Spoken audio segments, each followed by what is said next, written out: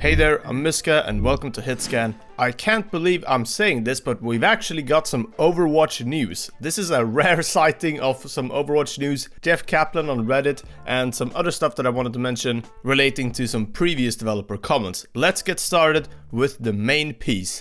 Overwatch 2 is coming out in 2020. Well, that's at least what PlayStation are claiming on their Brazilian Twitter account. The Brazilian Twitter account for PlayStation have actually leaked other things in the past as well by mistake. This happens quite a bit due to localization and trying to coordinate messaging as well as marketing pieces for a game or a campaign. It's a very common thing in the gaming world that when you have multiple regions working for the same sort of company around the same product, scheduling mistakes and other slip-ups like this do happen. And the latest one is this from @PlayStation_BR. 2020 will be the year Overwatch 2 comes to PS4. And to get ready, we talked to some of its developers who gave us hot information. Read the interview. Well, this is just a Google Translate obviously, but that first part has been confirmed to be exactly that. Now, I don't know about the hot information, but either way, this is a pretty interesting leak that seems to have been made by accident because the tweet is now gone. But it is likely that a partner like PlayStation, for example, would know about Overwatch 2's rough time schedule and release date before the public would. Now, it wouldn't surprise me if there's not an exact release date set just yet. And maybe that's something Geoff would go out to say, to not completely lie about it anyway.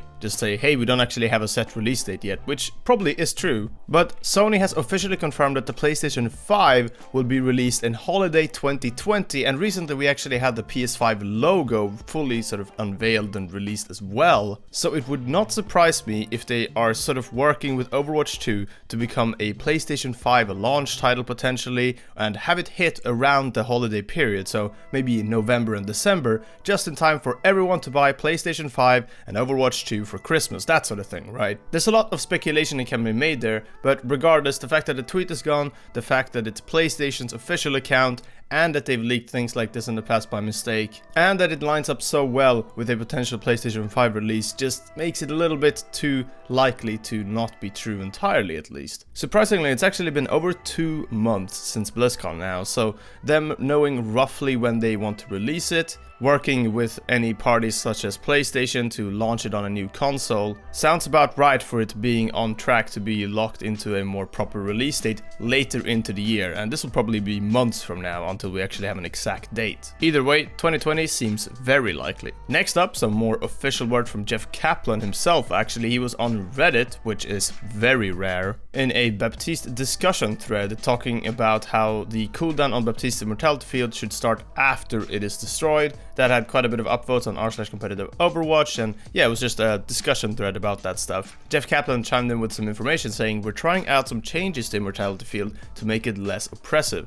I missed the playtest today, so I'll ask the crew how it went. Now, who knows exactly what that means, but generally, when we hear about these changes just a little bit ahead of time like this, and they're fairly sure about their changes and about what they're trying out, we tend to get these types of updates from Geoff about it just before it actually hits the PTR. So Tuesday, today, maybe not so likely, but Thursday PTR patch with this Baptiste change, yeah, I can see that happening. It'll be interesting to see exactly what this is, but a bit of communication from Blizzard for once, which is a nice way to kick off 2020. Always welcome for sure. I would love to see more Reddit comments and forum posts by Geoff, so hopefully we'll get more of that. This next thing is from a couple of days ago and was a few people on Reddit and Twitter and various other places talking about something that Geoff Goodman said in March last year. So March 2019, Geoff Goodman was just doing a bunch of answering on the forums. Lots of posts with quite a bit of information, and one of them was him talking about unused abilities and weapon prototypes that were just sitting around. One of them in particular seemed like it could definitely be Echo's weapon. So just listen to this description. Bomblet gun. We had this gun where the projectiles would stick into, well, onto enemies, but the impact damage was pretty low. The alternate fire had a fairly long animation time, but would remotely detonate all the little bombs you stuck into all your targets.